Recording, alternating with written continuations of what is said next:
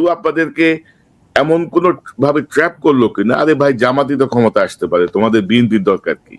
রক্ত তো এখনো ভাসছে, এখনো হসপিটালে যে ছেলেগুলা পড়ে আছে পঙ্গু হয়ে, অবচেতন হয়ে, ওরা চায় কিনা যে আওয়ামী লীগ ক্ষমতায় আসুক বা নির্বাচনে আসুক? কার কথা আপনি বিশ্বাস করবেন, নাসিম সাহেবের, ফাউদ্দিন নাসিম, নাকি আপনি বিশ্বাস করবেন শেখ হাসিনার কথা? আসলে তাদের কারো কথাই বিশ্বাস করা যায় না, কারণ তারা নিজেরাই নিজেদেরকে বিশ্বাস করে। এর অসংখ্য বুড়ি বুড়ি প্রমাণ আছে। যারা এই যুগে এসে মাত্র 3 মাসের মাথায় সবকিছুকে বদলে দিয়ে জাতিকে বোকা বানাতে চায়, তারা 53 বছর এই জাতিকে কতটা চেতনার নামে ধোঁকা দিয়েছে জাতি তার সাথে।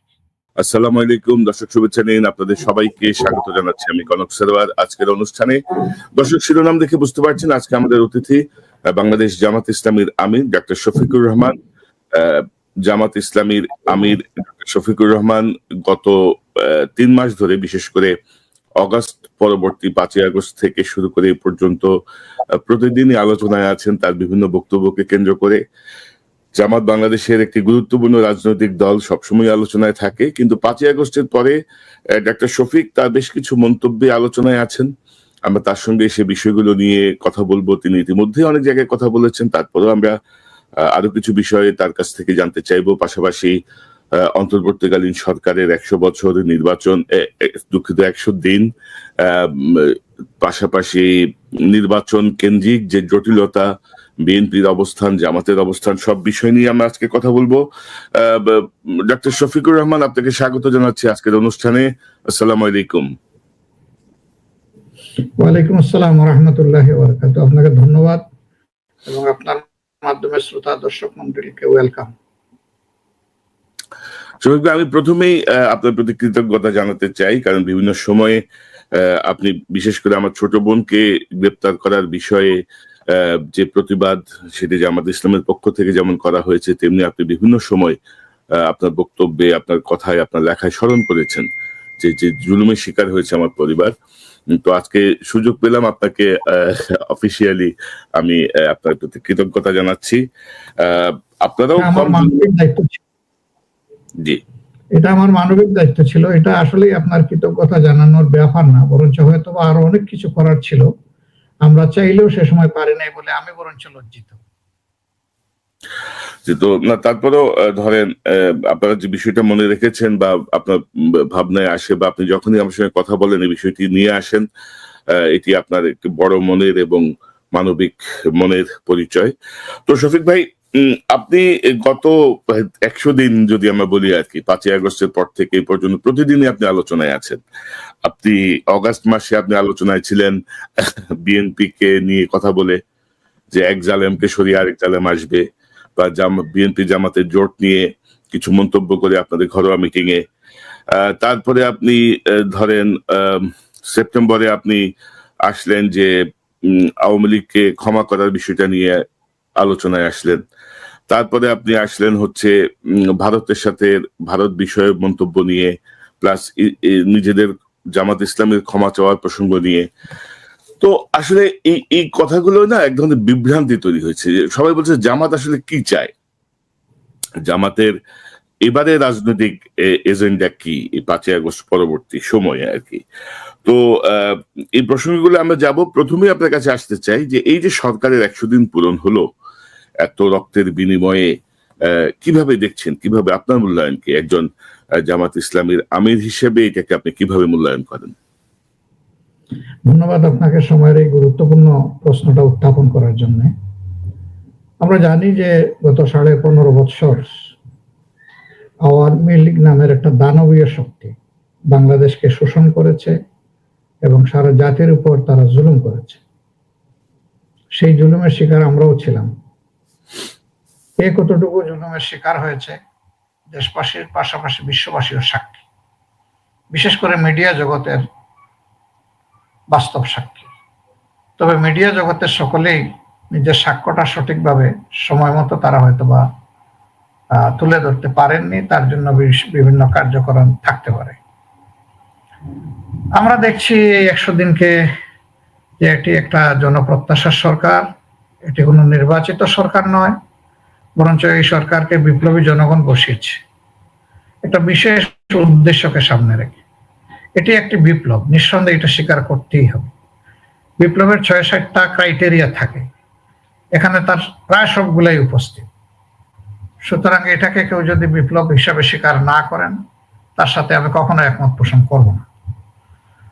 এরকম একটা বিপ্লবের পর সাধারণত দেশের দায়িত্বভার কাউকে না কাউকে গ্রহণ করতে হয়।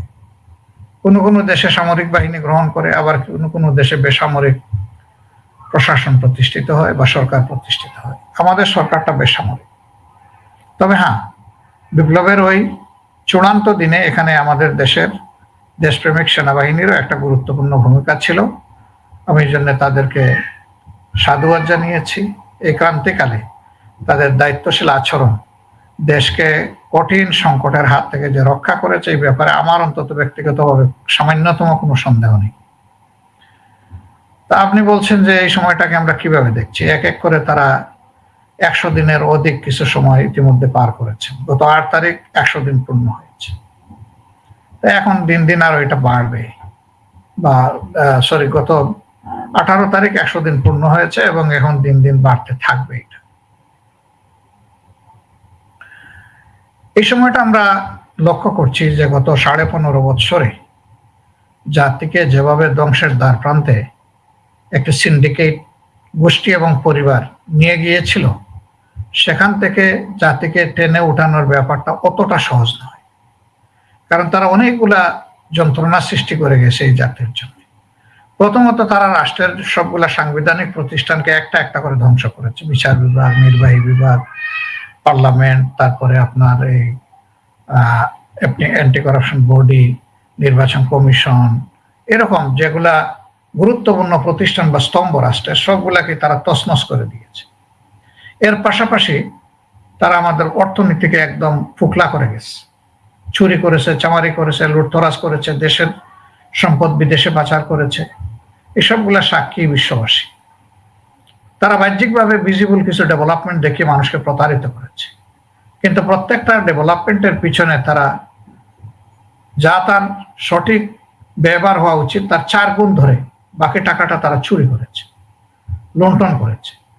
এই জন্য দেখেন যে সাবেক প্রধানমন্ত্রী যিনি ছিলেন, গায়ের জোরের প্রধানমন্ত্রী, তিনি নৈতিক বৈধতা তার ছিল না।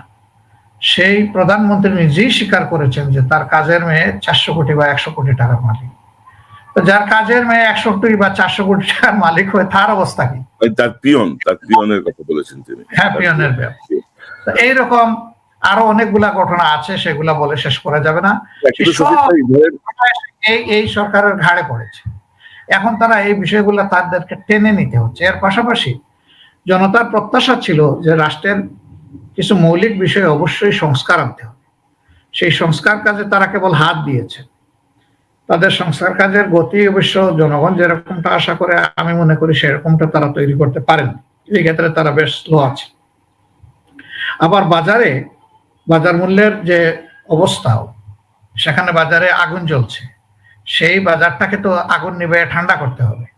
কিন্তু সাবেক সিন্ডিকেটকে তারা এখনো ভাঙতে পারে, যাকে সদ্য বাণিজ্য উপদেষ্টা হিসাবে নিয়োগ করা হয়েছে, তিনি নিজেও বারবার এই কথাগুলো বলছেন। তো এই কথা শুধু মানুষ শুনতে চায় না, বরঞ্চ এর সাথে সমাধানটাও দেখতে চায়। সমাধানটা তারা কি? আমি যে বিষয়টা আপনার সঙ্গে অ্যাড করতে চাই, যে আপনি বলছিলেন এটিকে বিপ্লবী সরকার, কিন্তু বিপ্লবী সরকারের চেতনাকে ধারণ করছে বলে তো এই সরকার আমার মনে হয়নি। আপনার কি মনে হচ্ছে?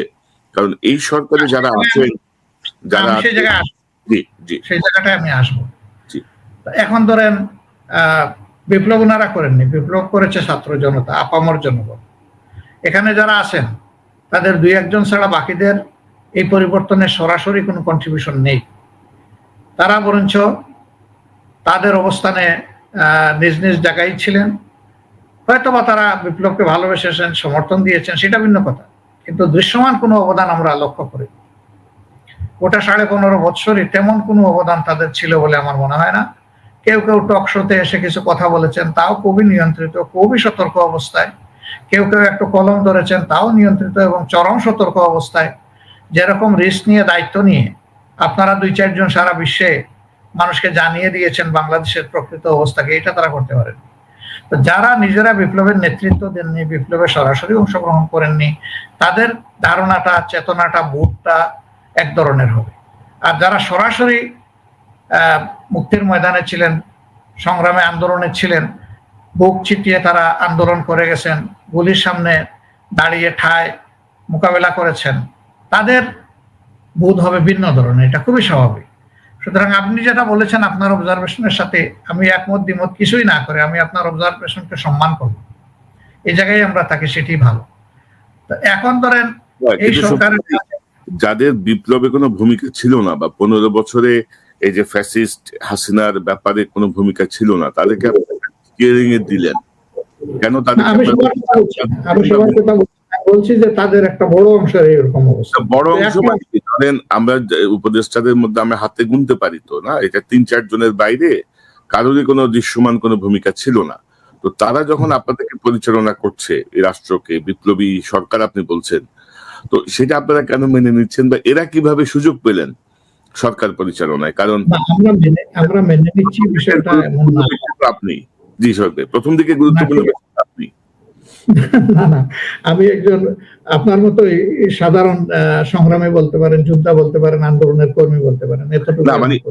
সেনা প্রধানের সঙ্গে যখন বৈঠক হলো, সেনা প্রধান প্রথমেই বললেন জামাতের সঙ্গে বৈঠক হয়েছে, সব বাদ, প্রথম দল জামাত, অথচ তখন জামাত কিন্তু নিষিদ্ধ, মানে এটা হইতে পারে যে বাকিরা নিষিদ্ধ না থাকার কারণে তারা অতটা হিসাবে আসেন নাই। আমরা নিষিদ্ধ হওয়ার কারণে হয়তো একটু বাড়তি সিম্পেথি পেয়েছি, দ্যাট মাইট বি। আল্লাহ ভালো জানেন। আপনারা কিভাবে অ্যালাউ করলেন এই জাতীয় ব্যক্তিদেরকে বিপ্লবী সরকার? আমরা সেই জায়গাটায় আসছে। আপনি একটা জিনিস আশা করি সবাই আমরা স্বীকার করব যে 15.5 বছর আমরা সবাই নির্যাতিত হয়েছি, আন্দোলন করেছি। আপনারা আপনাদের জায়গা থেকে আপনাদের অবদান রেখেছেন, আমরা আমাদের জায়গা থেকে অবদান রাখার চেষ্টা করেছি। কিন্তু এই আন্দোলনের ইতিটা কিন্তু আমরা নেতৃত্ব দিয়ে টানতে পারি না, এটা কিন্তু সঠিক। এই আন্দোলনের ইতি টেনেছে আমাদের ছাত্র যুব সমাজ। সেই দিন যেহেতু তাদের ভূমিকাটা ওরকমই ছিল, 1 জুলাই থেকে শুরু করে 5 আগস্ট পর্যন্ত ধারাবাহিকভাবে, সুতরাং আমরা তাদের অবদানটাকে অত্যন্ত সম্মানের চোখে দেখেছি। যে কাজের ফিনিশিং আমরা দিতে পারলাম না, আমাদের সন্তানেরা তারা সেই কাজের ফিনিশিং দিয়েছে। সুতরাং আমরা তাদেরকে উৎসাহিত করা উচিত, এই জায়গা থেকে সম্মান করা উচিত, তাদের এই বিরাট অবদানের স্বীকৃতি দেওয়া উচিত।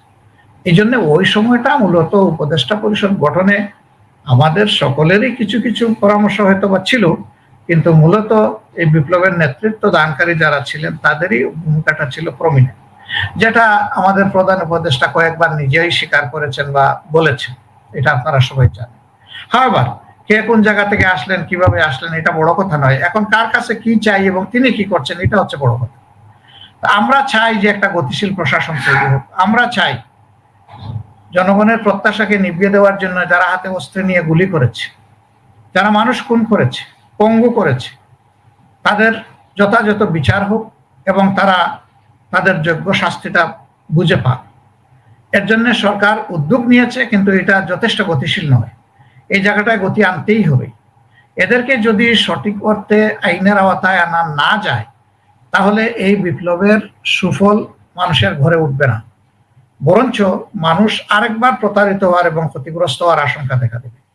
আমরা চাই তাদের অবশ্যই বিচার করতে হবে, প্রত্যেকটি খুনির, যারা আয়নাঘরে মানুষকে রেখেছে তাদের, যারা মানুষকে পঙ্গু করেছে ওদের, যারা মানুষের ইজ্জত এবং সম্পদ লুণ্ঠন করেছে তাদের, এটা সকলের বিচার অবশ্যই হতে হবে এবং সেই বিচার ফেয়ার স্ট্যান্ডার্ডে হোক, যাতে করে বিচার নিয়ে প্রশ্ন তুলে আবার বিচারকে প্রশ্নবিদ্ধ করতে না পারে।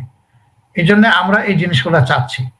ইতিমধ্যে আপনি জানেন যে ট্রাইব্যুনাল গঠন হয়েছে, প্রসিকিউটর প্যানেল নিয়োগ হয়েছে, তদন্তকারী সংস্থা নিয়োগ হয়েছে, কিন্তু ট্রাইব্যুনালের বিচারিক যথাযথ কার্যক্রম অর্থাৎ শুনানি পর্যায়ে এখনো কোনো বিচার আসেনি। এটা না আসা পর্যন্ত জনগণের মাঝে আস্থা তৈরি হবে না যে আসলে এই সরকার যারা দুষ্কৃতিকারী, খুনি, তাদের বিচার করবে, এই আস্থা জনগণের মধ্যে এই সরকারকে আনতে হবে। 2 নম্বর হচ্ছে যে নির্বাচন কমিশন কেবল নিয়োগ হলো, সেই নির্বাচন কমিশনের অনেক কাজ। প্রথমত তাদেরকে আনবায়াসড নিউট্রালিটি মেনটেন করে তাদেরকে ফাংশন করতে হবে। তারা যদি কারো চাপে অথবা কোনো লোভে এখানে যদি তারা কোনো দিকে ঝুঁকে যান, তাহলে জাতির আগামী অন্ধকার। কারণ একটা ফেয়ার ক্রেডিবল ইলেকশন এই জাতি 14তেও পায়নি, 18তেও পায়নি, 24 তো পেলই না একেবারে। তো সেই রকম একটা প্রেক্ষাপটে বর্তমান নির্বাচন কমিশনকে অনেক গুরু দায়িত্ব পালন করতে হবে। প্রথমত অনেক ফলস ভোটার, ফেক ভোটার এখানে ভোটার লিস্টে তুলে রাখা হয়েছে, এদেরকে ছাঁটাই করতে হবে।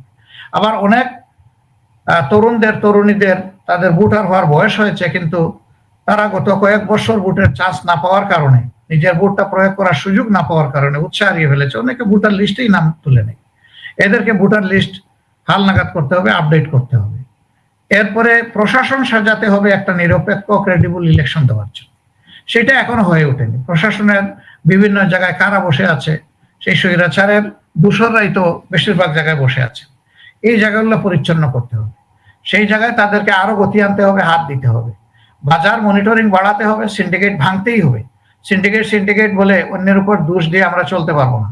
ওরা সিন্ডিকেট করে গেছে, এখন এই সিন্ডিকেট ভাঙার দায়িত্ব হচ্ছে বর্তমান সরকারের। যদি ওরা উদ্যোগ নেয়, সারা জনগণ তাদের পাশে থেকে তাদেরকে শক্তি যোগাবে, সাহস যোগাবে এবং সাহায্য করবে ইনশাল্লাহ। আমরা আমাদের দলের পক্ষ থেকে কথা দিতে পারি যে এই ধরনের সকল অপকর্মের বিরুদ্ধে সরকার পদক্ষেপ নিলে আমাদের সর্বাত্মক সহযোগিতা পাবে। কিন্তু সরকার যদি এগুলাতে কান না দিয়ে অন্য কোনো কিছু করার দিকে যান অথবা সময় ক্ষেপণ করেন, তাহলে অন্যরা প্রতিবাদ করার আগে আমরাই প্রতিবাদ করব। না, কিন্তু ধরেন সরকার যেভাবে কচ্ছপ গতিতে যাচ্ছে আর কি, তাতে আপনি কি মনে করেন সরকার আসলে কতদিন আপনারা সময় দিবেন? ধরেন নির্বাচন কমিশন বা আপনি যেভাবে প্রশাসনের কথা বলছেন বা সরকারের গত 100 দিনের কিছু বেশি সময় যে কার্যকলাপ, তাতে তো আসলে মানুষ হতাশ হয়ে পড়েছে, স্পষ্ট কথা আর কি। কারণ বহু প্রচেষ্টার কার্যক্রম দৃশ্যমান না, মন্ত্রণালয়ের কার্যক্রম দৃশ্যমান না। এখনো ধরেন মানে যে কাজগুলো প্রথম করা দরকার ছিল সেই কাজগুলো হয় নাই। মূল দাগী আসামি যাদের আপনি বিচার করবেন তারা পালিয়ে গেছে দেশ থেকে, তারা এখন বিদেশ থেকে হাসিনার বাইরেও অনেকেই ইদানিং কথা বলা শুরু করেছেন। তো আপনি মাঝখানে দাবি উঠেছিল যে বিপ্লবী সরকারের ফরম্যাটে যাওয়ার, চুপ্পু সাহেবকে বাদ দিয়ে, অথবা একটু অন্তর্বর্তী জাতীয় সরকারের একটি ফরম্যাটে নিয়ে যাওয়ার, সব রাজনৈতিক দলের মিলিত ভাবে। তো আপনি কিভাবে দেখেন এই দাবিগুলো? অর্থাৎ এই সরকার তো মানে পারবে বলে অনেকেই মনে করছেন না, কারণ মর্নিং শোজ দ্য ডেজ, তারা যেভাবে যাচ্ছেন লেজে গোবরে পাকিয়ে ফেলছেন, সেই জায়গাটা থেকে আপনার কোনো পরামর্শ আছে কিনা? না, তাদেরকে পারতে হবে, তারা পারবে না এই কথা বললে হবে না। কারণ দায়িত্ব বুঝে শুনে নিয়েছেন, তারা তো শিশু না, তারা পরিপক্ক মানুষ, তাদের উপর জাতি আস্থা রেখেছে। মানে ডক্টর ইউনূসের ব্যাপারে কিন্তু আমার কোনো আপত্তি নেই, আমার আপত্তি হচ্ছে তার উপদেষ্টা পরিষদকে নিয়ে। হ্যাঁ, আমি তাই বলতেছি। আপনি বলেছেন যে কি কতিপয় মানে উপদেষ্টা ছাড়া বাকিদের কার্যক্রম দৃশ্যমান নয় এবং এটার উপরে জনগণের আস্থা নাই। আমি আপনার সাথে দ্বিমত পোষণ করব না, কিন্তু আস্থার জায়গায় তাদেরকে আসতে হবে। কারণ সলিউশন কি? সলিউশন তো হচ্ছে যে আগামীতে একটা রাষ্ট্রের সুষ্ঠু বন্দোবস্ত ব্যবস্থা তাদেরকে করতে হবে। সেই করার কাজটা কিভাবে হবে? কিছু কাজ নির্বাচনের সাথে জড়িত, কিছু কাজ সামাজিক ব্যবস্থাপনার সাথে জড়িত। এই দুইটা কাজে তাদেরকে একই সাথে হাত দিতে হবে। যদি কেউ না পারেন তার সরে যাওয়া উচিত, তার বলা উচিত ক্লিয়ার কাট যে এটা আমি পারবো না, এইবার বহন করার শক্তি আমার নাই। তিনি সরে গিয়ে উপযুক্ত ব্যক্তির জন্য জায়গা খালি করে দেবেন, তখন যে পারবে সে সেখানে বসবেন।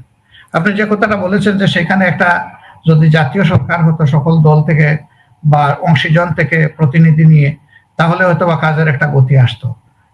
আমি এটার সাথেও দ্বিমত পোষণ করবো না, কিন্তু এই ক্ষেত্রে সমস্ত রাজনৈতিক দলগুলোর একমত হওয়া ছিল খুবই জরুরি। সেই জায়গাটাই বোধহয় আমরা এখনো বুঝতে পারিনি। এটা আমাদেরও কিছু দায় আছে, শুধু বর্তমান সরকারকে সব দায় দিলে হবে না, দায় আমাদেরকেও নিতে হবে। কারণ আমরা রাজনীতি করি কি জন্য? আমরা রাজনীতি করি জনগণের জন্য। কাজে জনগণের কল্যাণে যে কাজটা করতে হবে সেখানে তো পিছপা হলে চলবে না। এখানে আমরা স্লোগান দিয়ে থাকি ব্যক্তির চেয়ে দল বড়, দলের চেয়ে দেশ বড়। আমার কাজে কর্মে তো সেটা প্রমাণ দিতে হবে যে আসলে আমি দেশটাকে বড় করে দেখছি। তো এই জায়গায় কি আমরা সবাই পারছি? সুতরাং বর্তমান সরকার, তারা তো কোনো রাজনৈতিক অতীত বৃত্তি নাই, কারো প্রতি তাদের দুর্বলতা সমর্থন থাকতে পারে, সেটা ভিন্ন কথা, কিন্তু ওরকম সরাসরি কোনো সংশ্লিষ্টতা নাই, কোনো দলে তারা নেতৃত্ব দেননি। তাদের কাছে কেন আমরা সবকিছু আশা করছি? আমরা কেন আমাদের জায়গা থেকে আমাদের দায়িত্বটাও পালন করব না? আমরা তাদেরকে যেভাবে, এই সরকার তো আমরা অনুমোদন দিয়েছি, সমর্থন দিয়েছি, তাহলে সমর্থন যাদেরকে দিলাম তাদেরকে সহযোগিতা করার দায়িত্ব তো আমাদের পড়ে। হ্যাঁ, তারা যদি কোনো অন্যায় করেন, তারা যদি জাতির স্বার্থের বিপক্ষে কোনো পদক্ষেপ নেন, অবশ্যই সহযোগিতাও করব, তাদেরকে সেখানে সংশোধনও করব। সংশোধন না হলে প্রতিবাদ করব, প্রতিবাদ না হলে প্রতিরোধ হবে, কিন্তু এর আগে তো সহযোগিতা করতে হবে সব দিক থেকে। না, কিন্তু আপনারা যে অস্বীকার করতে পারি না। তাদেরকে হাত মস্কর করার জন্য আর কতদিন সময় দিবেন? বাচ্চারা যেরকম লেখার উপরে লেখা লিখে লিখে প্র্যাকটিস করে, ওনাদেরকে প্র্যাকটিস করতে আর কতদিন দিবেন এই জাতিকে? না না, আনলিমিটেড টার্ম না এবং দীর্ঘদিন না। ওনাদেরকে বুঝতে হবে জাতি কি চায়, জাতির সেই পালস উপলব্ধি তারা করতে সক্ষম হবেন, এটা আমরা দেখতে চাই, আশা করতে চাই।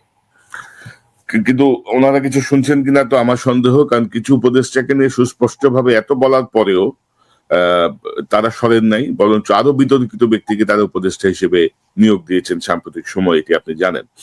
কিন্তু আপনাদের তরফ থেকে আমরা তেমন কোনো স্ট্রং কোনো অবস্থা দেখছি না যে তারা অনির্দিষ্ট সময়ের জন্য তারা আছেন, তারা শিখছেন, শিখবেন, শিখে শিখে কাজ করবেন। হ্যাঁ, যেমন এটা শেখার পাঠ চালানো, যেমন প্র্যাকটিসে যাওয়ার, যেমন ডাক্তাররা ইন্টার্নি করে আর কি, ওনারা ইন্টার্নি করছেন, পরে নিশ্চয়ই ভালো ডাক্তার হবেন, এরকম কিছু ভাবলে কিন্তু এটার কোনো অবকাশ এই জায়গায় নাই। ইন্টার্নশিপের জায়গাও এটা নয় এবং এটা চিন্তা করার কোনো জায়গা নাই। আমার কথা সাফ, যারা পারবেন তারা থাকবেন, যারা পারবেন না তাদের সসম্মানে এখান থেকে সরে গিয়ে যোগ্যদের জন্য জায়গা খালি করে দিতে হবে। সেটা কদিন আপনারা সময় দিবেন? আর কদিন দেখবেন আপনারা? এটার জন্য একদিনও না। এইরকম যারা পারবেন না, যারা ব্যর্থ, তারা দিন নিবেন কেন, ঘন্টা নিবেন কেন? তাদের তো সরে যাওয়া উচিত। আমাদেরই বা দাবি জানাতে হবে কেন? তারা কি শিশু? নিশ্চয়ই না। তারা তো ম্যাচিউরড এনাফ। আত্মসম্মান এবং জাতির স্বার্থ দুইটাকে তারা সামনে রেখে বিবেচনা করবেন, আমরা এটা দেখতে চাই। কিন্তু ক্ষমতার চেয়ারে যে গ্লুটা থাকে আর কি, ওই গ্লুতে একবার বসে গেলে মানুষকে উঠতে চায়। বাংলাদেশে কোন দৃষ্টান্ত আছে এরকম? উঠতে চাইলে চেয়ার সহ উঠে যায় নাকি?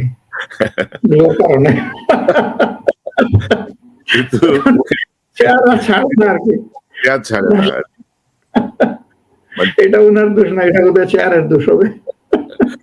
আমার মনে হয় যে ধরেন যে বিপ্লবের পরেই সরকার আসলো, তাদেরকে যথাযথ লাইনে রাখার জন্য আমি তো মনে করি জামাত অন্যতম একটা শক্তি। তো আমরা একটা অন্য প্রসঙ্গে যাই। ধরেন গত 15 বছর বা তারও বেশি সময় ধরে বিএনপি জামাত একটা গালি হয়ে গিয়েছিল আর কি। যাই কিছু হচ্ছে বিএনপি জামাত করতেছে, মানে এভরিথিং এর সঙ্গে বিএনপি জামাত সংশ্লিষ্ট। তো আমরা 5ই আগস্টের পরে হঠাৎ করে যেন মনে হলো যে বিএনপি জামাতের সম্পর্কের একটা অবনতি হয়েছে। জামাত একরকম অবস্থানে, বিএনপি একরকম অবস্থানে, একরকমের খোঁচাখুচি ধাক্কাধাক্কি চলছে। তো এটা কেন হলো? বা মানে এটা কি কোনো রাজনৈতিক কৌশল, নাকি সত্যিকারই একটি সম্পর্কের একটা অবনতি হলো? কারণ আমরা অতীতেও দেখেছি যে জামাতের আসলে অবস্থানটা কি। যেমন ধরেন 1986 কিন্তু জামাত হঠাৎ করে আওয়ামী লীগের সঙ্গে ইলেকশনে গেল। তারপর জামাত কিন্তু তার মিত্র বিএনপিকে বাদ দিয়ে হঠাৎ করে তত্ত্বাবধায়কের আন্দোলনে বিএনপির বিপক্ষে অবস্থান নিল। তো এখন এই জাতীয় কোনো ঘটনা ঘটছে কিনা ভেতরে? কারণ মানুষ খুব কনফিউজড যে বিএনপি জামাত, মানুষ মনে করে যে বিএনপি জামাতের মধ্যে জোট না হোক, তাদের মধ্যে যদি একটা ঐক্য না থাকে, তৃতীয় পক্ষ এই সুবিধাটা নেবে। এটা কিন্তু আমাকে বিভিন্ন জন বিভিন্ন সময় বলেছেন, আপনিও নিশ্চয়ই পেয়েছেন এই জাতীয় ভাই। তো কি হচ্ছে বিএনপি জামাতের মধ্যে, কি রহস্য কি? আপনারা কি নতুন কোনো অবস্থান নিলেন, নতুন কোনো ট্র্যাপে পা দিলেন, বা নতুন কোনো ভাবনা থেকে যাচ্ছেন? কি মনে করেন? আমার কি মনে হয় যে আমরা কোনো ফাঁদে পা দিয়েছি? এটা তো বোঝা যাবে যে পরবর্তীতে যেটা আদৌ ফাঁদ কিনা। এটা তো পরীক্ষিত সত্য।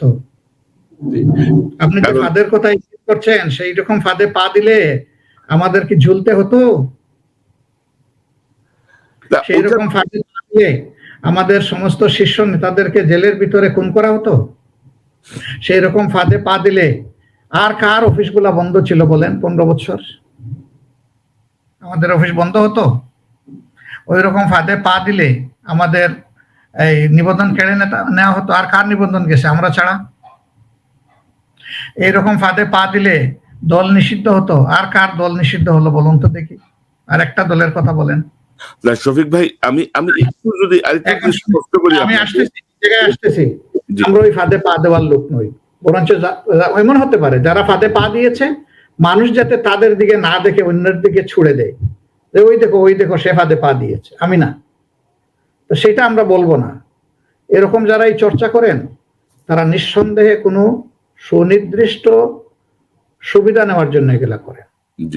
2 নম্বর, আপনি বলেছেন যে বিপ্লব পরবর্তী সময়ে আমার একটা বক্তব্যের কথা বলেছেন, আমি বিএনপিকে বলেছি এক জালেম সরে গিয়ে আবার না আমি বিএনপির নাম নেই। কেন বিএনপি নাম নেব আমি? এটা ছিল আমার নীতিগত কথা যে মানুষ স্বৈরাচার, ফেসিবাদ এবং জালিমের বিরুদ্ধে রক্ত দিয়ে সংগ্রাম করে এই স্বাধীনতা এনেছে। সুতরাং আবার যেন এই চরিত্রের কোনো সরকার এই দেশে গঠন না হয়, এটা তো আমার দলের জন্য প্রযোজ্য। Why for only BNP? এটা তো ছিল আমার নীতিগত কথা। আমি তো কোনো দলের নাম নিইনি। এটা কি আমার অপরাধ? 2 নম্বর, আমি বলেছিলাম যে ওরা 15 বছরে যা করেছে এখন কেউ সেটা সেরে ফেলতেছেন। আমার কথা যদি অসত্য হয় কেউ বলুক তুমি অসত্য বলেছো, যদি সত্য হয় তাহলে সংশোধন দরকার, সে আমি হই আর যেই হোক। এখানে তো আমি কারণ নাম নেইনি, কাজে এটা বিএনপিকে এখানে টেনে আনার কোনো মানে হয় না। এরপরের কথা হচ্ছে যে আগে আমাদের একটা সম্পর্ক দীর্ঘদিন ছিল, আন্ডারস্ট্যান্ডিং ছিল, ট্রু। কিন্তু 2022 সালে বিএনপি আমাদেরকে জানিয়েছিল যে তারা এই জোট আর কন্টিনিউ করবে না, তারা ইন্টারেস্টেড না।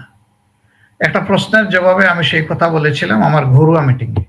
সেটা পরবর্তী পর্যায়ে এসেছিল মিডিয়াতে, কেউ না কেউ নিয়ে এসেছিল, অসুবিধা নাই, সত্য কথা নিয়ে আসলে আমার অসুবিধা কি? পরে বিএনপি অ্যাডমিট করে বলেছে হ্যাঁ এটা তো 2 বছর আগের সেটেলমেন্ট, তিনি যা বলেছেন সঠিক বলেছেন। তো এটা তো হতেই পারে, একটা ঘরে একটা মায়ের 5 সন্তান, সারা জিন্দগি তো 5 ভাই একসাথে থাকে না। একটা সময় এসে নিজের সংসার তারা আন্ডারস্ট্যান্ডিং এর ভিত্তিতে আলাদা হয়েছে, কিন্তু ভাইদের মধ্যে ভ্রাতৃত্ব থাকে, সুসম্পর্ক থাকে, বিপদ আপদে একে অন্যের পাশে থাকে, সেটা আছে আমাদের এখনো মিটিং গুলোতে আমরা দাওয়াত দিই, তারা আসেন, তাদের মিটিং গুলোতে আমরা দাওয়াত পাই, তারা হাজির হই। তাছাড়াও আমরা মাঝে মধ্যে একসাথে বসি, বিভিন্ন বিষয় নিয়ে আমরা আলোচনা করি। এটা মিডিয়া জগতের কিছু লোক যাদের সুনির্দিষ্ট এজেন্ডা আছে, তারা দফায় দফায় আমাদেরকে লাগানোর চেষ্টা করে। তারা কেন লাগাবেন? তাদের ইন্টারেস্ট কি? হ্যাঁ, ইন্টারেস্টটা খুঁজে বের করতে হবে যে এরা কারা। আপনারা তো বিদেশে থেকে যুদ্ধ করলেন, যার কারণে আপনার ইনোসেন্ট বোনটাকে তারা কষ্ট দিল, জুলুম করলো। কিন্তু এই দেশে তখন মিডিয়া জগতের কিছু দিকপাল ছিলেন, তারা তো সবসময় তাদেরকে বাহবা দিয়েছে। তাদের অপকর্মের বাধা তো দেওয়া দূরের কথা, প্রত্যেকটা অপকর্মকে তারা বৈধতা দিয়েছে। সেটা ছিল তো এই মিডিয়াগুলোই তো এই কথাগুলাকে এখন মানে লাগানো বাজানোর কাজে তারা খুব অস্থির, খুব ব্যস্ত। আমরা আশা করি তাদের শুভ বুদ্ধির উদয় হবে। মিডিয়া যদি জাতির দর্পণ হয় আর সংবাদকর্মী যদি জাতির বিবেক হন, তাহলে বিবেক এবং দর্পণ কখনো অস্বচ্ছ হতে পারে না। এই স্বচ্ছতার জায়গায় আসতে হবে। সাদাকে সাদা বলবেন, কালোকে কালো বলবেন। আমরা সকল দলের প্রতি শ্রদ্ধাশীল। আমরা মনে করি না যে আমরাই একমাত্র দেশপ্রেমিক দল। সত্যিকার রাজনীতি যারা করেন তাদের সকলের প্রতি আমরা গভীর শ্রদ্ধা রাখি। আদর্শ আমাদের ভিন্ন ভিন্ন, স্বাভাবিকভাবেই আমাদের বক্তব্য কৌশল ভিন্ন ভিন্ন হবে, এটা খুবই স্বাভাবিক। সবার বক্তব্য যদি একই হয়ে যায়, কৌশলও যদি এক হয়ে যায়, তাহলে তো আর কোনো দলের প্রয়োজন হয় না, বাকশাল একটা হয়ে যাবে। এখানে তো গণতন্ত্রের সৌন্দর্যই তো হচ্ছে যে এখানে ভিন্নতা থাকবে, মতের ভিন্নতা থাকবে, আদর্শের ভিন্নতা থাকবে, কৌশলের ভিন্নতা থাকবে, এটা তো সৌন্দর্য। এখানে লাগার কি আছে? শফিক ভাই, ধরেন মিডিয়ার সেই দুর্বৃত্তরাও কিন্তু এখনো বহাল তবিয়তে তারা তাদের কাজ করে যাচ্ছে। আসলে মানুষের ভয়ের জায়গাটা কি, ধরেন 15 বছরে আওয়ামী লীগ যেভাবে লেয়ার বাই লেয়ার তাদের লোক বসিয়ে গেছে এবং তাদের হাতে যে পরিমাণ অর্থ আছে, তো তাতে ধরেন আপনাদের মধ্যে যে কোনো অনৈক্য বা আপনাদের মধ্যে যে কোনো বিভেদ আওয়ামী লীগকে আবার সুযোগ করে দেয় কিনা। আর আমি আপনাকে যে তাদের কথাটা বলছিলাম, সাম্প্রতিক সময়ে আপনি একটা ইন্টারভিউ দিয়েছেন আনন্দবাজার পত্রিকায়। আনন্দবাজার পত্রিকায় সেই ইন্টারভিউতে যদি আমরা দেখি, আনন্দবাজার থেকে আপনাকে প্রশ্ন করা হচ্ছে যে একটা আতঙ্ক তৈরি হয়েছে, অন্তর্বর্তী সরকার এবং জামাত মিলেমিশে আওয়ামী লীগের পর এবার বিএনপিকেও সরিয়ে দিতে চাইছে। তো এই যে প্রশ্নটা আর কি, এই প্রশ্নটা কিন্তু আমি যে ফাঁদের কথা বলছি সেটাকে রিপ্লেস করে। অর্থাৎ কেউ আপনাদেরকে এমন কোন ভাবে ট্র্যাপ করলো কিনা, আরে ভাই জামাতই তো ক্ষমতা আসতে পারে, তোমাদের বিএনপির দরকার কি, বা তোমরা ইসলামিক দলগুলো মিলে ক্ষমতায় চলে আসো। আমার কাছে এরকম খবর নাই। আমি যেহেতু জামাতের এখন দায়িত্বে আছে, এখন অন্য কোনো আমিরের কাছে থাকলে আমাকে বলিয়েন, আমি একটু জেনে নিব।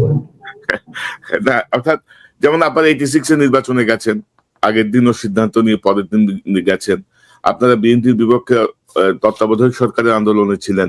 তো সেই জায়গাটা থেকে আর কি আপনাদের তো রাজনৈতিক আসলে এগুলা বলে লাভ নাই। শেখ হাসিনাকে কি বাংলাদেশে জামাতে ইসলাম আনছিল?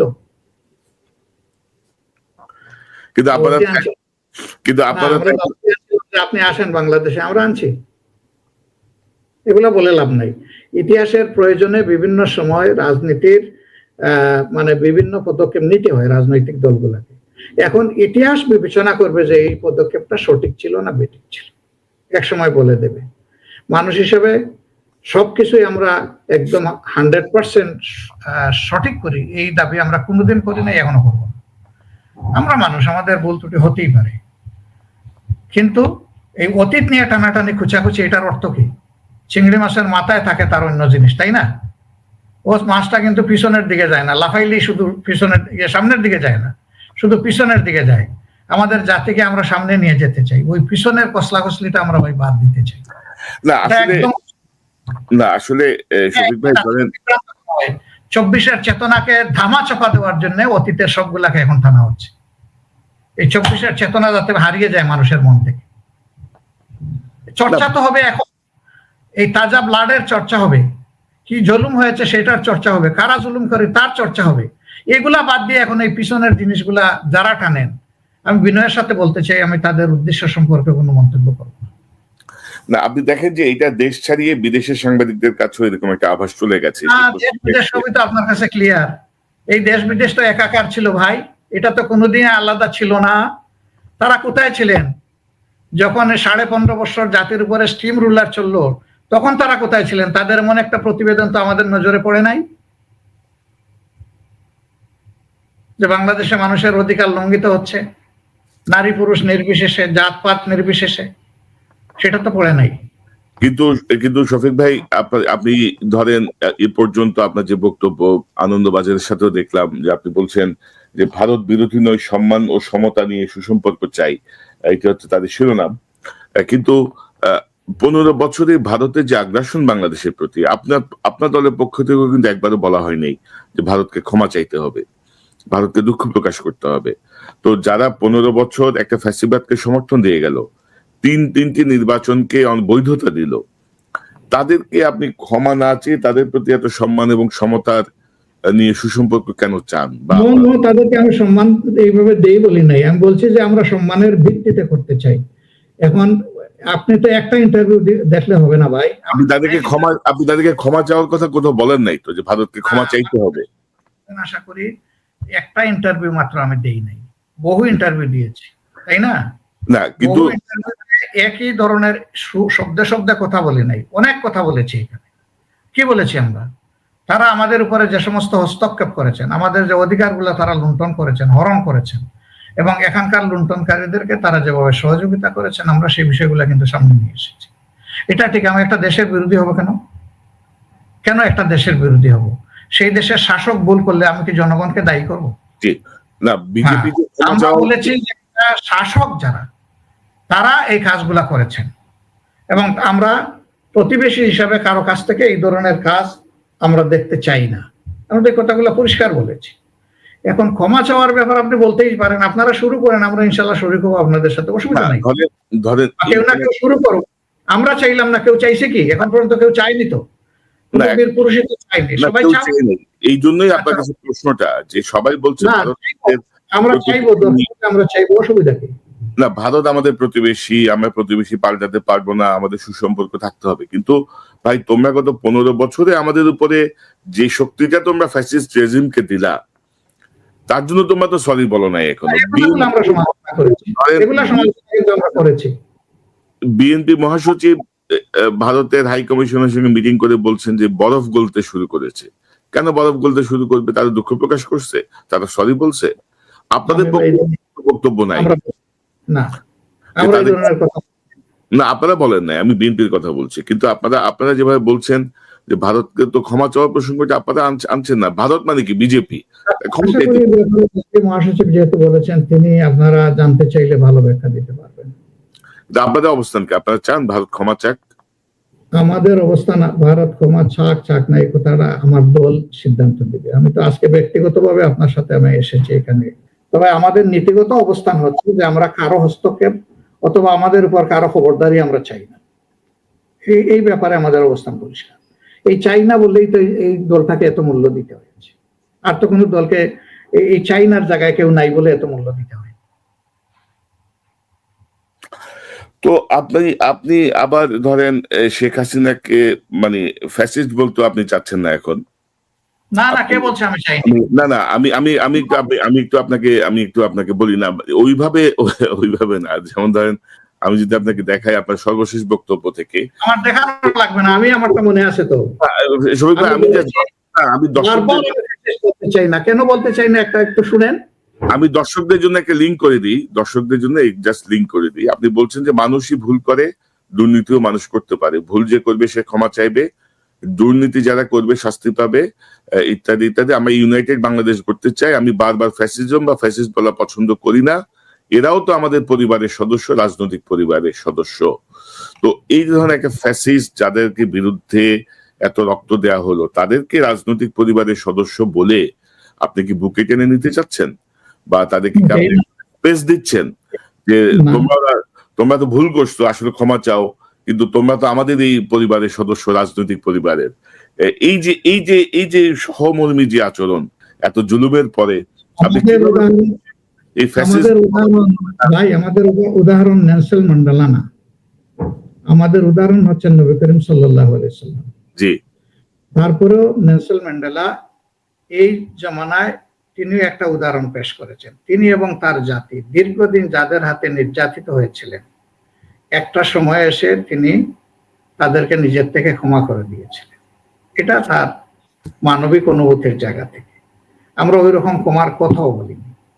আমরা বলেছি যে তাদের বিচার হতে হবে। এইখানে আপনি পড়েছেন বা লেখা আছে, তাদের বিচার হতে হবে, যারা অপরাধ করেছে তাদের অবশ্যই শাস্তি পেতে হবে। এ ব্যাপারে কোনো দ্বিমত নাই আমাদের। জি। এরপরে বলছেন যে বারবার ফ্যাসিজম বা ফ্যাসিবাদ আমি বলতে চাই না। এটা যদি ভালো কোনো কথা হয় তাহলে আমি সবার চেয়ে বেশি বলতে পারবো, সারাদিন বলতে পারবো ফ্যাসিজম ফ্যাসিবাদ ফ্যাসিজম ফ্যাসিবাদ ফ্যাসিবাদ আমি বলতে থাকবো। কিন্তু আমার বলা লাগবে না এই কারণে যে তারা আত্মস্বীকৃত ফ্যাসিবাদ। যারা নিজেই স্বীকার করে নিয়েছে তারা ফ্যাসিবাদী, তাদের সমস্ত কার্যকলাপ দিয়ে তাদেরকে বারবার আর আমার বলার দরকার নাই, কারণ তারা অলরেডি ব্র্যান্ডেড। তাদেরকে বলে আমার এই মূল্যবান সময় নষ্ট করবো কেন? জাতির জন্য আরো বহু কিছু বলার আছে। তবে হ্যাঁ, তাদেরকে বলবো, আমি বলা ছেড়ে দিব এটা আমি বলি নাই, আমি বলছি বারবার। মানে হয় কি, মানুষ আসলে বিভ্রান্ত হয়। ধরেন আপনি হয়তো একটা ব্রডার অ্যাসপেক্ট থেকে বলছেন, কিন্তু এই ব্রডার অ্যাসপেক্টটা কি ধরতে পারছে কিনা, সাধারণ মানুষের কাছে ভুল বার্তা যাচ্ছে কিনা। না হইতে পারে, হয়তো আমার ডেলিভারি সেই রকম বোঝানোর মতো হয় নাই, অথবা মানুষ যে বুঝবে তার মতো করে সে বুঝতেছে, আমি কি বুঝাচ্ছি সেটা বুঝে নাই।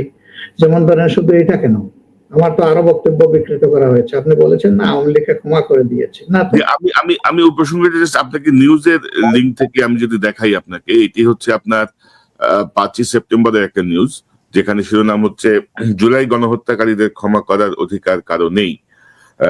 এইটা আপনি বলেছেন 5ই সেপ্টেম্বর, কিন্তু তার আগে 3রা সেপ্টেম্বর আপনি বলেছেন দল হিসেবে আমাদের উপর যা করা হয়েছে আমরা আল্লাহর ওয়াস্তে ক্ষমা করে দিলাম। মঙ্গলবারে বলেছেন ক্ষমা করে দিলাম, বৃহস্পতিবারে বলেছেন জুলাইয়ের গণহত্যাকারীদের ক্ষমার অধিকার। পড়েন না, এই লাইনের পরের লাইনটা পড়েন, যেটা আপনি একটু আন্ডারলাইন করলেন না, এর পরের লাইনটা পড়েন, দেখেন ওখানে কি লেখা আছে। এর পরের লাইন হচ্ছে আচ্ছা, আমি যদি এটাও আমি দেখাই, দর্শকদেরকে দেখাই, যেহেতু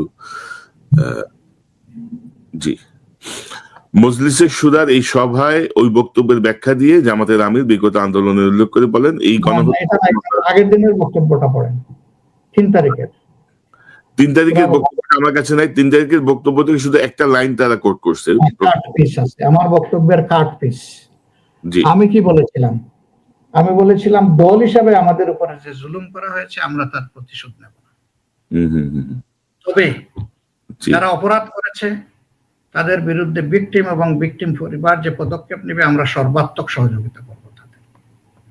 আপনি একজন কনসাস মানুষ হিসাবে জানেন দলের উপরে কি জুলুম আর ব্যক্তির উপরে কি জুলুম। দলের উপর জুলুম করেন, আমাদের অফিসে তালা দিয়েছে, আমাদের নিবন্ধন কেড়ে নিয়েছে, আমাদেরকে নিষিদ্ধ ঘোষণা করেছে, এগুলো হচ্ছে আমাদের দলের উপরে জুলুম।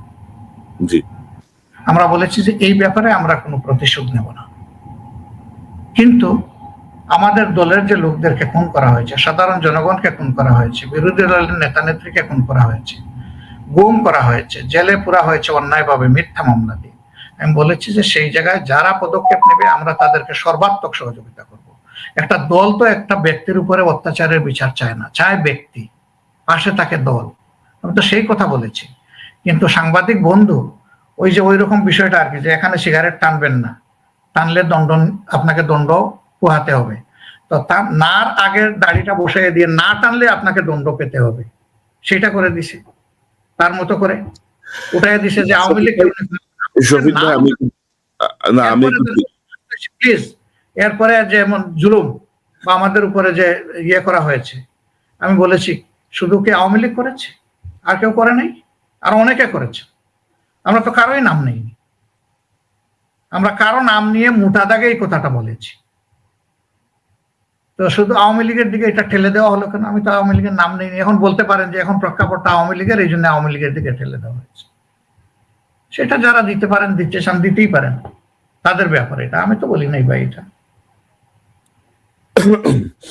না, আপনি ঠিক আছে, আপনার কথা আমি গ্রহণ করছি, কিন্তু আপনার টেলিভিশনে ধরুন লেখা একরকম, বা টেলিভিশনে আপনি যখন বক্তব্য আমরা শুনি, সেই বক্তব্য গুলাতেও ধরেন এই জাতীয় একটা মনোভাব প্রকাশ পেয়েছে। আপনি অনেক বেশি মনোভাব ভিন্ন জিনিস, আমার ভাষা কি সেটা আপনি দেখেন। বাপ তো আমার ভিতরে, আপনি সফট টোন ইউজ করছেন। আমরা তো ধরেন একজন মানুষকে যখন বিবেচনা করা হয় তার বডি ল্যাঙ্গুয়েজ আমরা বিবেচনা করি, যে তার কথাটা বলছেন, তো সেই যেমন ধরেন আপনি একজন মানে মিডিয়া ব্যক্তিত্ব এবং একজন প্রেজেন্টার, আপনি মাঠে ময়দানের রিপোর্টার বটে, আপনার টোনও কিন্তু সফট।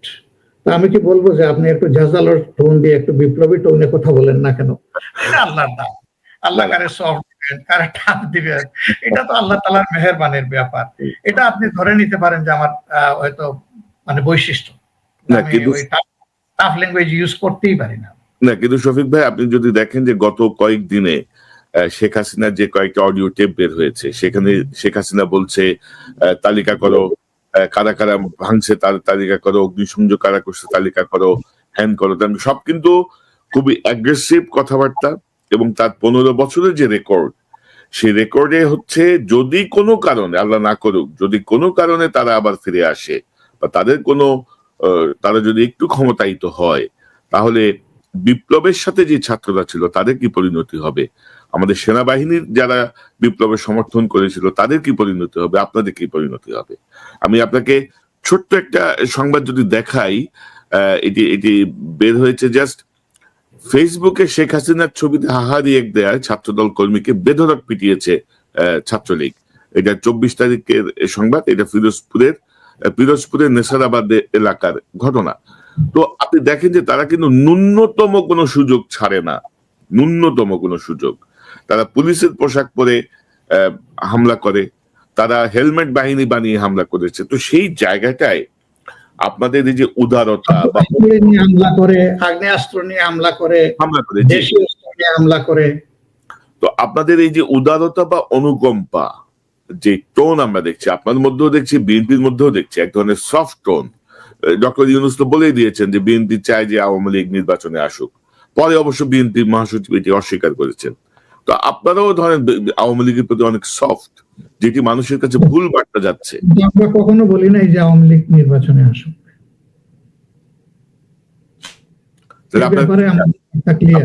আওয়ামী লীগ নির্বাচনে আসবে না? আওয়ামী লীগ নির্বাচনে আসুক, আগে জনগণের সাথে বোঝাপড়া করুক, আগে তাদের অপরাধের শাস্তি পাক, তারপরে জনগণ বিবেচনা করবে ওরা আসবে কি আসবে না। যাদের বুকে গুলি পড়েছে, যে মা তার বুকের সন্তান হারিয়েছে, যে যুবতী তার স্বামী হারিয়েছে, যে কচি বাচ্চা তার বাবা হারিয়েছে, তাদের কাছ থেকে ক্লিয়ারেন্স নেই আওয়ামী লীগ। তো রক্ত তো এখনো ভাসছে, এখনো হসপিটালে যে ছেলেগুলা পড়ে আছে পঙ্গু হয়ে, অবচেতন হয়ে, ওরা চায় কিনা যে আওয়ামী লীগ ক্ষমতায় আসুক বা নির্বাচনে আসুক? তাদেরকে ডিসাইড করতে দেন। আর আওয়ামী লীগও ডিসাইড করুক তারা আদৌ গণতন্ত্রে বিশ্বাসী কিনা। তারা তো এই প্রমাণ দিতে পারেন, কখনো দিতে পারেন। আগে তাদের মন মানসিকতা গণতান্ত্রিক হোক। এই যে আপনি উদাহরণগুলা দিলেন, এগুলা কি গণতান্ত্রিক মানসিকতা? এটা কি রাষ্ট্রের মানে শৃঙ্খলার পক্ষে? আওয়ামী লীগ এই সমস্ত কাণ্ড করার কারণেই সারা বাংলাদেশের ইতিহাসে 53 বৎসরে অনেক পরিবর্তন হয়েছে। ঠিক এবারটার মতো হয়তো না, কিন্তু হয়েছে তো। আর তো কেউ দেশ ছেড়ে পালায়নি তো। এগুলা করার কারণেই তো তাদেরকে পালাতে হয়েছে। এখন আপনি এটাও প্রশ্ন তুলেছেন যে তাদেরকে পালাতে দিল কে, গেল কিভাবে, এখন বিদেশে গিয়ে বিভিন্ন নানা ধরনের উস্কানি দিচ্ছে। এটাও তদন্ত হওয়া দরকার, কারা কিভাবে এদেরকে পালাতে সাহায্য করেছে। এই কাজগুলা তো সরকারকেই করতে হবে, এবং সেই সরকারের এই কাজগুলাতে সহযোগিতা জনগণের লাগবে। কিন্তু আপনাদের এবং বিএনপির মানে প্রধান দুইটা দলই তো, এই দুইটা দলের যে সফট টোন বা আপনারা যেভাবে ঘুরিয়ে ফিরিয়ে কথা বলছেন, এটা কিন্তু আওয়ামী লীগকে শক্তিশালী করছে, প্লাস মানুষকে ক্ষুব্ধ করছে। আপনারা কিন্তু সরাসরি বলছেন না, আপনারা সরাসরি স্ট্রং অবস্থানে থাকা, নো মোর আওয়ামী লীগ। আওয়ামী লীগ আপনি মনে করতে পারেন যে আপনার এই প্রশ্নটা একটা রিকমেন্ডেশন, আমরা নিলাম এটা কনসিডারেশন। Thank you. আপনাদের কাছ থেকে যত স্পষ্ট বক্তব্য আসবে ততই ভালো, কারণ রাজনৈতিক যেই মানে আপনার রিকমেন্ডেশনটা আমরা পজিটিভ কনসিডারেশনে নিলাম। জি, ধন্যবাদ শফিক ভাই। নিয়ে আপনারা যত দ্রুত ঘোষণা দেন ততই ভালো। আরেকটি বিষয় আমি যদি যাই, সংস্কার নির্বাচন, ছাত্র জনতার দাবি হচ্ছে সংস্কারের পরে নির্বাচন। বিএনপি বলছে দ্রুত নির্বাচন, যত বেশি সময় যাবে তত বেশি মানে ঝামেলা বাড়বে, তত জটিলতা তৈরি হবে। আপনারাও বলছেন নির্বাচনের একটা রোডম্যাপ দেওয়া হোক, আপনারাও অনেকটা দ্রুতই নির্বাচনের কথা বলছেন। তো এখন সংস্কার, নির্বাচন, রোডম্যাপ, কবে নাগাদ আপনারা নির্বাচন চান? আর সংস্কার যদি করতে হয় তো 13 রকমের সংস্কার আছে, মানে সংস্কারের তো অভাব নাই। ইতিমধ্যে 11টা কমিশন অলরেডি হয়ে গেছে, 6টা আর 5টা। কোন সংস্কার হয়ে নির্বাচনটা হওয়া উচিত, নাকি 11টা সংস্কার হয়েই নির্বাচন হওয়া উচিত? কতদিনের মধ্যে নির্বাচন হওয়া উচিত? আপনি কি মনে করেন, কি ভাবছেন? আমরা দ্রুতও বলি নাই, স্লোতও বলি নাই। আমরা বলেছি যে মৌলিক কিছু সংস্কার এই সরকার করবে, সবগুলো নয়, এবং তারপরেই তারা নির্বাচন অনুষ্ঠান করবে। যে সংস্কারগুলা করলে নির্বাচনটা সুষ্ঠু হবে, গ্রহণযোগ্য হবে এবং জনমতের প্রতিফলন ঘটবে। যে ভোটাররা ভোট দিতে পারে নাই তারা ভোট দেওয়ার সুযোগ পাবে, তাদের পছন্দের দল এবং প্রার্থীকে তারা নির্বাচিত করবে। আমরা সেই জিনিসগুলোর জন্য মূল থেকেই বলে এসেছি যৌক্তিক সময়। এখন আপনি প্রশ্ন করতে পারেন যে এই যৌক্তিক সময় কতটুকু, এবং কি আগের সংস্কার এবং পরে নির্বাচন নাকি তাড়াতাড়ি নির্বাচন? না, আমরা তাড়াতাড়ি নির্বাচনও চাচ্ছি না, আবার আমরা দেরিতে নির্বাচনও চাচ্ছি না। আমরা মনে করি যে এটা খুব, আমরা বলেছি বছর বছর নয়, এটাকে এই সীমার ভিতরেই করে ফেলা উচিত, তাতে আমাদের মেসেজ ক্লিয়ার। এটা জ্ঞানীদের জন্য যথেষ্ট এই কথাটা। হয়তো রিসেন্টলি একজন উপদেষ্টা বলেছেন 4 বছরের ইঙ্গিত, আর একজন বলেছেন 2 বছরের ইঙ্গিত। তাদেরও কথার মধ্যে ভিন্নতা আছে। তাদেরকে একটা জায়গায় আসতে হবে এবং জনগণকে কনভিন্স করতে হবে যে তারা কতটা সময় কি জন্য নিচ্ছেন। সেটা কনভিন্স করে যখন করা হবে তখন একটা কনসেনসাস ডেভেলপ হবে, তখন জাতীয় ঐক্যটা মজবুত হবে, তখন তৃতীয় পক্ষ এখানে কোনো ক্ষতি করার সুযোগ পাবে না। তো এই জিনিস উভয় পক্ষের আমাদের দায় আছে। আমরা উভয়ের দায়ের জায়গা থেকে আমরা এটা করলে সেটাই রাষ্ট্রের জন্য, জনগণের জন্য ভালো হবে। ছাত্রদের ব্যাপার বলছেন যে তারা চাচ্ছে আগে সংস্কার সম্পন্ন করে তারপরে নির্বাচন হোক। তারাও বলছে না যে সব সংস্কার সম্পন্ন করে নির্বাচন হবে, তারাও বলতেছে যে মৌলিক সংস্কারগুলা সম্পন্ন করে নির্বাচন দিতে হবে, এর আগে নয়।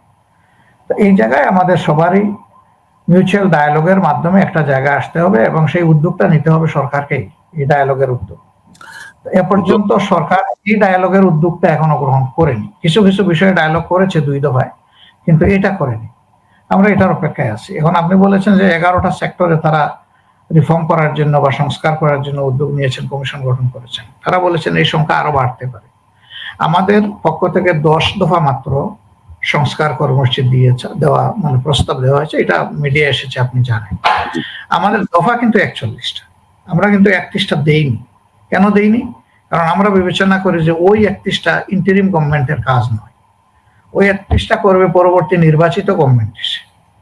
এরকম আরো অনেকে দফা দিয়েছেন, শুধু আমরা দেইনি, বিএনপি দিয়েছে তাদের কিছু, তারপরে অন্যান্য এলডিপি দিয়েছে, 12 দল দিয়েছে, অনেকেই দিয়েছেন তারা। তো সবারটা তো জনগণের সামনে আসে নাই বিস্তারিত ভাবে কে কি দিয়েছেন। বিএনপির যেগুলো বহু আগে একবার এসেছে, এরপরে আর এটা নতুন করে পুরাটা আমি জানি না, হয়তো তারা দিয়ে থাকলে ওইটা আমার কগনিজেন্সে নাই। আর বাকিদের তার ডিটেইলস আসে নাই, আসলে বোঝা যেত যে কে কি চেয়েছেন। এই সবগুলাকে একটা জায়গায় এক মোহনায় আনার দায়িত্ব হচ্ছে সরকার। সরকারই এই উদ্যোগ নিতে হবে, সরকার নিয়ে সবাইকে একটা জায়গায় এনে তার একটা সমাধান থাকবে। এবং এটা যদি ঠিকই অনেক লম্বা করা হয় তাহলে ক্ষতির কারণ হয়েছে, আবার খুব হারি করা হয় তাইলে ওই জায়গাগুলা তৈরি না করলে পরবর্তী পর্যায়ে জাতিকে সাফার করতে। আমি যেটি বলতে চাচ্ছি শফিক ভাই, যে আপনি যে বলছেন যে আপনারা দ্রুত চাচ্ছেন না, স্লথ চাচ্ছেন না, আপনারা একটা অর্থাৎ আরো স্পষ্ট ভাবে যদি আপনারা না বলেন, এই সরকার কিন্তু বুঝবে না, এই সরকার বুঝবে না, সারা দুনিয়া ঘুরে তারা বুঝবে না। আপনি যদি দেখেন যে ধর্ম উপদেষ্টা বলেছেন যে শেখ হাসিনা তো মাত্র কয়েক মাস গেল, তো অবশিষ্ট সময় আমরা ক্ষমতায় থাকবো, এটাকে অনেক অবশিষ্টকালীন সরকার আর কি নতুন ভাষণ যোগ হয়েছিল। ডক্টর ইউনূস বলেছেন যে সরকারের মেয়াদ 4 বছর, তবে আমরা এত থাকবো না, আমরা আরো যত কমে পারা যায় একটা ওই সংশোধনের ব্যাপারে এনেছেন। সেনাপ্রধান বলেছেন 18 মাস। তো আপনারা যদি বলেন যে দ্রুত না স্লথ না, তো মানুষ তো কনফিউজড, মানুষ চাচ্ছে আসলে বক্তব্যকে, আসলে আপনারা কি চান, যে আপনারা বলেন যে আমরা 26 সালের শেষের মধ্যে নির্বাচন বলবো। আমরা দেখেন এখনো কমিশন গুলা তাদের ফাংশন শুরু করে নেই, তো আমরা আশা করছি যে এই মাসের ভিতরে সবগুলা কমিশন ফাংশন শুরু করবে। যখন ফাংশন শুরু করবে আমরা একটা টাইমলাইন ক্লিয়ার করব। রাজনৈতিক কোনো পক্ষই কিন্তু কোনো টাইমলাইন এখনো বলে নাই। তো হঠাৎ করে ক্ষমা চাওয়ার প্রসঙ্গটা কেন আসলো? আপনারা বললেন 71-এর ভূমিকা নিয়ে যদি কোনো সুনির্দিষ্ট অভিযোগ থাকে। হঠাৎ আসে নাই, হঠাৎ সাংবাদিক বন্ধুরা নিয়ে আসেন, এই জন্য ক্ষমা চাওয়ার ব্যাপারে কথা বলতে হবে।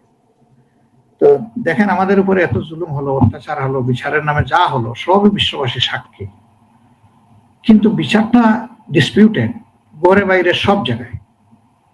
ব্রিটেনের একটা কোর্ট এই সংক্রান্ত একটা রায় দিয়েছে চৌধুরী মঈনুদ্দিন সাহেবের ব্যাপারে, এবং তারা বলেছে যে it's a genocide of justice.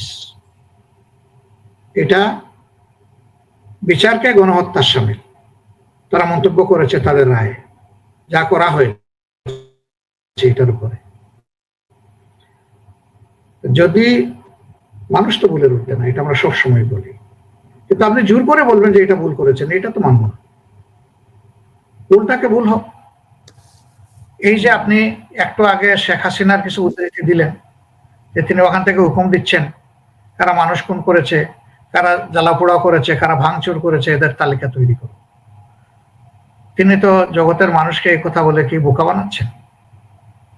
এগুলা কে করেছে? জগৎবাসী সাক্ষী, সারা বিশ্ববাসী সাক্ষী।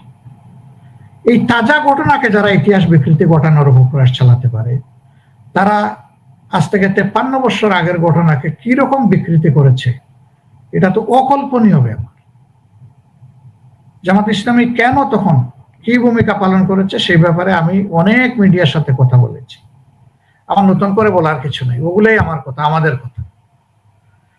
এবং আমরা যে আশঙ্কাগুলা নিয়ে তখন আমাদের ভূমিকা পালন করেছিলাম, যদিও আমি তখন সেই দলে ছিলাম না, আমার সেই বয়স ছিল না, কিন্তু আমি এই দলটা এখন করি, সেই জন্য আমি বলছি যে আমরা যে ভূমিকাটা রেখেছিলাম 53 বছরে হাড়ে হাড়ে বাংলাদেশের জনগণ তাই কিন্তু প্রত্যক্ষ করেছে। এমনকি আমরা যা আশঙ্কা করেছিলাম তার চেয়ে বেশি এখানে হয়ে গেছে, যার কারণে আজকে আপনিও আপনার এই বিবেকের জায়গা থেকে বলছেন যে আমাদের পার্শ্ববর্তী দেশের কাছে তাদের ভূমিকার কারণে ক্ষমা চাওয়ার দাবি উত্থাপন করা উচিত। তো ক্ষমা চাওয়ার প্রশ্ন আসবে কেন? ক্ষমা চাওয়ার আগে তো আসে না। আমরা কি করেছিলাম তখন সেই কথাগুলো আমরা বারবার বলেছি। যদি কেউ জানতে চায় ওগুলোই আমরা বলবো, নতুন করে বানাওয়াট কোনো কথা বলার সুযোগ আমাদের নেই। যারা এই যুগে এসে মাত্র 3 মাসের মাথায় সবকিছুকে বদলে দিয়ে জাতিকে বোকা বানাতে চায়, তারা 53 বছর এই জাতিকে কতটা চেতনার নামে ধোঁকা দিয়েছে, জাতি তার সাক্ষী। এবং হাড়ে হাড়ে এই জাতি এই চেতনার কবলে পড়ে কি রকম মজলুম হয়েছে, তাও এই জাতি পুরাটাই সাক্ষী, শুধু আমরা না, পুরা জাতি, আমরা আপনারা সবাই।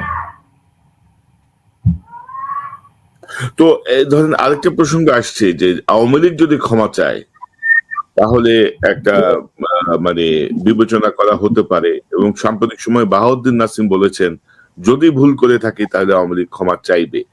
তো আপনি কি মনে করেন যে আওয়ামী লীগের ক্ষমা চাইলেই তাদের এই 15 বছরের ফ্যাসিজম বা জুলাইয়ের নির্বিচার গণহত্যা বা গুমের যেসব ঘটনা বা নির্যাতনের যে ঘটনা আপনারা মাফ হয়ে যাবে? তারা যদি ক্ষমা চায় তাহলে এর মাধ্যমে তাদেরকে তাদের বিচারও চাইতে হবে। ক্ষমার মাধ্যমে মানুষের সিভিল রাইট অফ হয় না।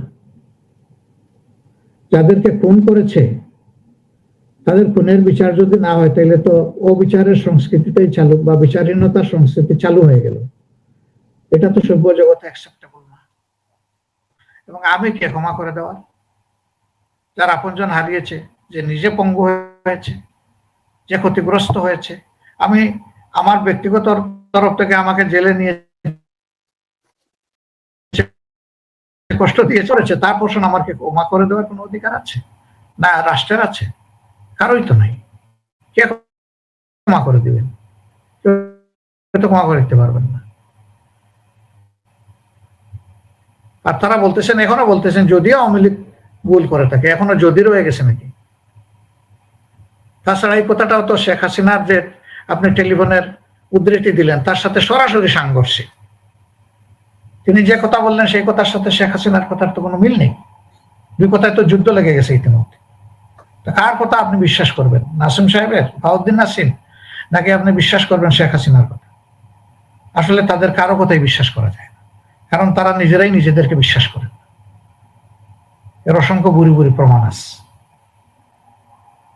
কারণ শেখ হাসিনা আপনি যদি দেখেন এখন প্রমাণ করার চেষ্টা চলছে যে শহীদ আবু সাইদ কিভাবে মারা গিয়েছিল, পুলিশের গুলিতে মারা যায় নাই, এক ফোঁটা রক্ত বের হয় নাই, হাসিনা বলছেন সাম্প্রতিক সময়।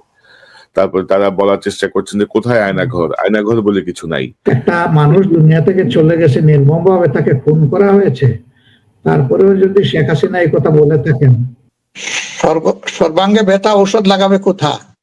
সারা জাতিকেই তো ওনারা শত্রু মনে করে অবস্থান নিয়েছে, এখনো শত্রুতা করে যাচ্ছে ওনারা, এখনো তো জাতিকে স্থির থাকতে দিচ্ছে না, অস্থির করার জন্য হাজার জাতের ষড়যন্ত্র দিন রাত ওনারা করে যাচ্ছে। তো এটা কি ওদের মানে ক্ষমা চাওয়ার মানসিকতা? এটা জাতিকে আরেকটা ধোঁকা দেওয়ার সামিল।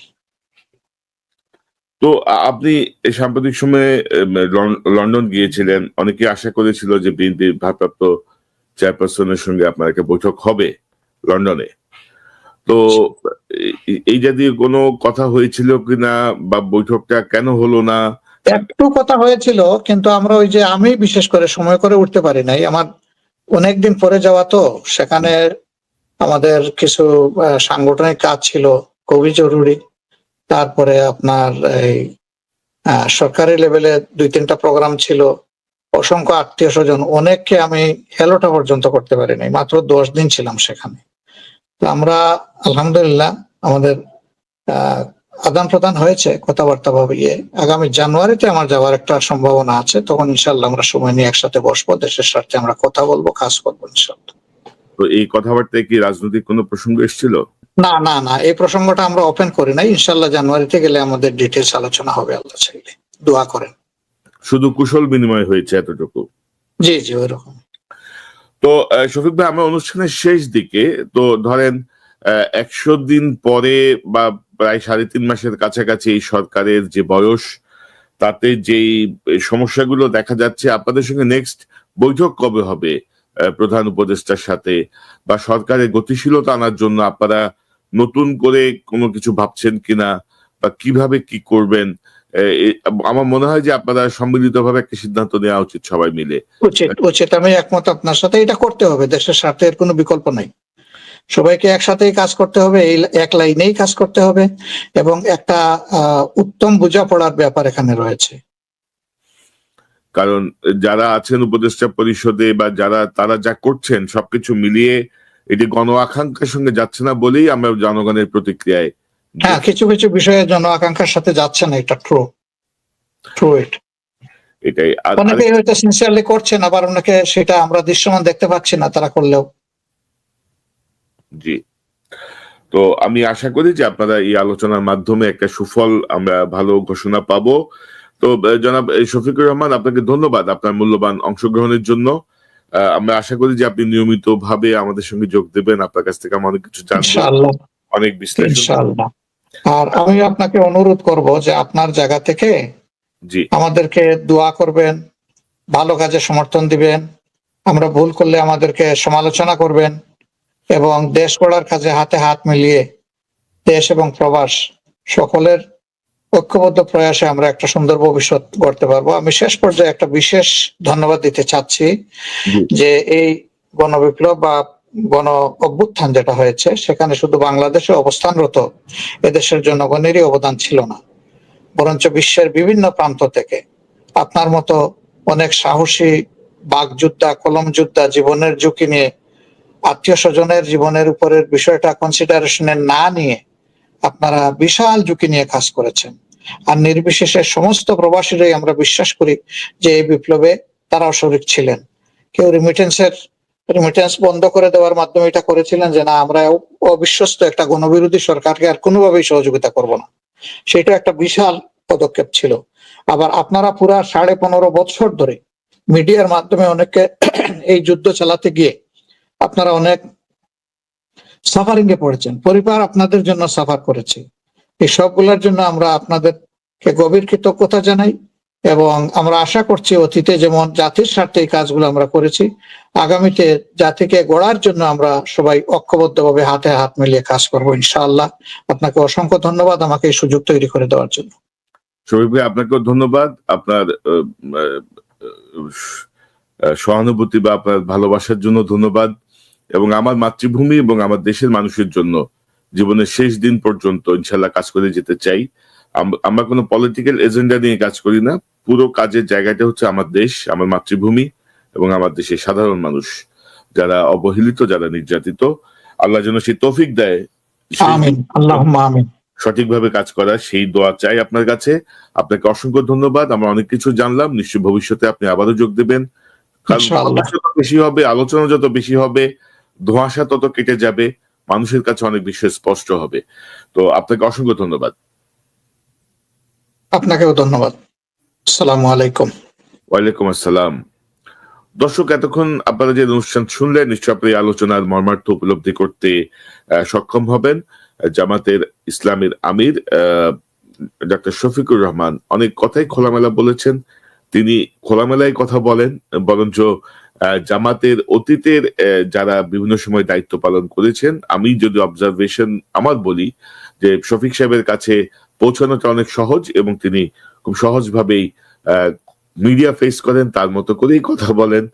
এটি একটি ইতিবাচক পরিবর্তন আমি বলবো জামাতে ইসলামীর রাজনীতিতে। অন্তর্বর্তীকালীন সরকারের যেই স্লথ গতি, সেই বিষয়টিকে আরো গতিশীল করার ব্যাপারে আমি অনুরোধ করেছি সকল দলের সঙ্গে বসে এটি কার্যকর পদক্ষেপ গ্রহণ করার।